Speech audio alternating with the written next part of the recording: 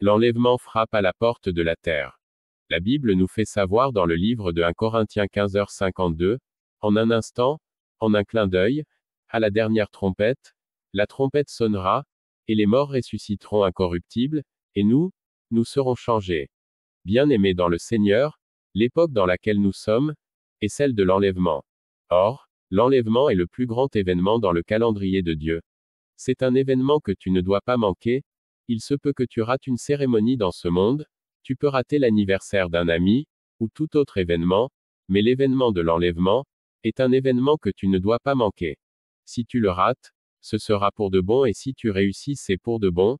La Bible dit, en un instant, en un clin d'œil, à la dernière trompette, la trompette sonnera. Êtes-vous vraiment prêts? Mes bien-aimés dans le Seigneur, êtes-vous vraiment prêts? Nous sommes à 2 doigts de l'enlèvement. Tous les événements qui se déroulent aux 4 coins de la terre, persécutions, calamités, tremblements de terre à divers endroits, si vous voyez comment les chrétiens sont persécutés dans certains pays, tout ceci nous informe que l'enlèvement frappe à la porte de la terre. Êtes-vous vraiment prêts?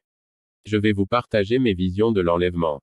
Dans une vision, j'ai vu comment l'obscurité a envahi le monde, c'était comme si la lune n'avait jamais éclairé de sa lumière, il y avait de la terreur dans les coins du monde, les nuages ont changé comme si un orage viol allait tomber.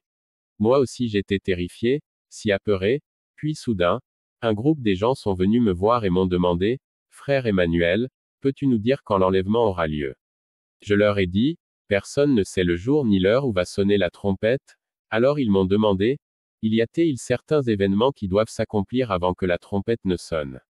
Je leur ai répondu que j'allais vérifier dans la Bible s'il y avait des événements qui devraient s'accomplir avant que la trompette ne sonne. Pendant que je courais, quelque chose m'a dit que je devais retourner car tous les événements et prophéties s'étaient accomplis et qu'il ne restait que le son de la trompette.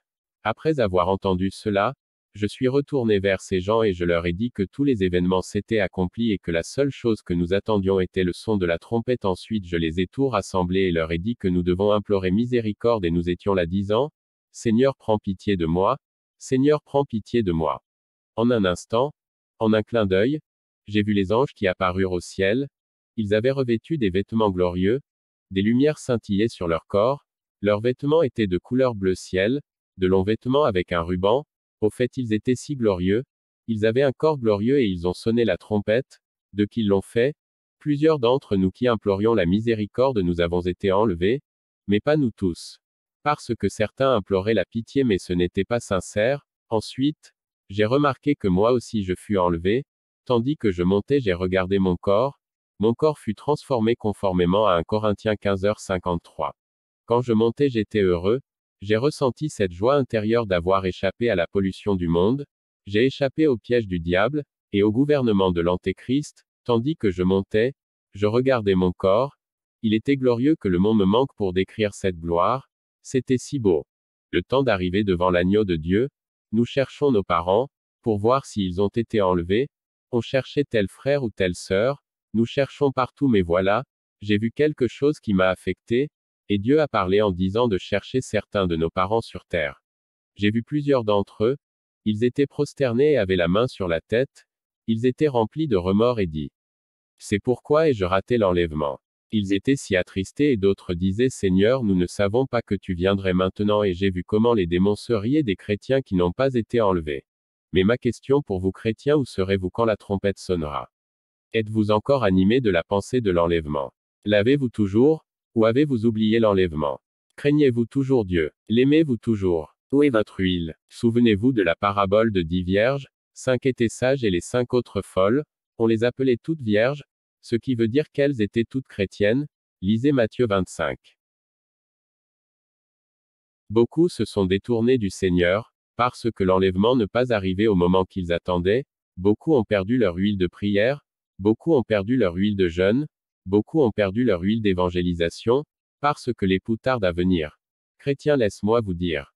Quelque chose vient sur ce monde, très bientôt ce nuage accueilleront l'époux, quoique les années passées, tu pensais que l'enlèvement aurait lieu, mais rien ne s'est passé, pourquoi? Parce que la prophétie n'était pas encore accomplie, mais la prophétie s'est maintenant accomplie, il ne reste que le son de la trompette.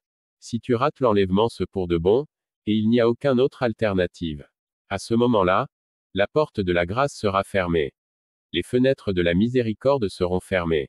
Les gens seront pleins de remords et crieront. Si je savais. Mais il sera trop tard pour eux. Nous sommes à 2 doigts de l'enlèvement. Parmi ces vierges 5 étaient folles. Elles vont à l'église. C'est le cas pour plusieurs chrétiens. Ils vont vraiment à l'église mais ils ont un pied en Christ, un pied dans le monde. Je parle bien des chrétiens, dont une partie d'eux-mêmes est encore attachée au monde. Ce sont ceux qui n'ont pas encore crucifié ce corps mortel.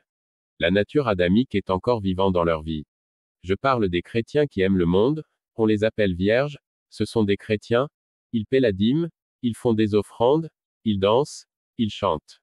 Mais leur vie est en opposition à la parole de Dieu, il y a une vie après la mort.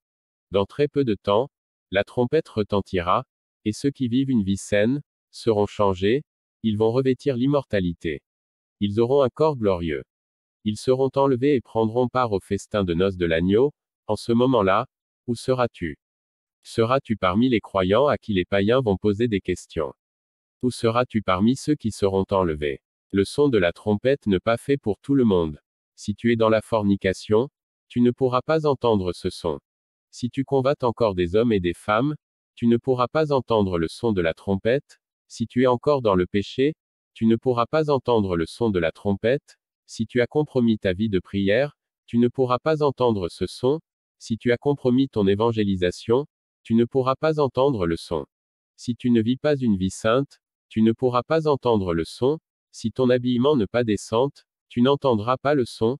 Si tu as un cœur impur, tu ne pourras pas entendre le son. Ceux qui vivent dans la sainteté, ceux qui seront prêts à cet instant précis, sont ceux qui seront enlevés. Chrétiens, où serez-vous? Pasteur, où serez-vous? Diacre, où serez-vous? Évangéliste, où serez-vous? Ce jour-là sera semblable à un rêve. Beaucoup diront, suis-je dans un rêve? Est-ce vrai que l'enlèvement est arrivé? Mais en ce moment, les démons seront là comme des soldats, et se moqueront des chrétiens qui n'ont pas été enlevés. Ils vont se moquer d'eux. Oh! N'est-ce pas toi qui invoquais le feu sur nous? N'est-ce pas toi qui transportais ta Bible çà et là? C'est aujourd'hui le jour du salut, le Seigneur nous appelle encore à la repentance. Le Seigneur ne tarde pas dans l'accomplissement de la promesse comme quelques-uns les croient.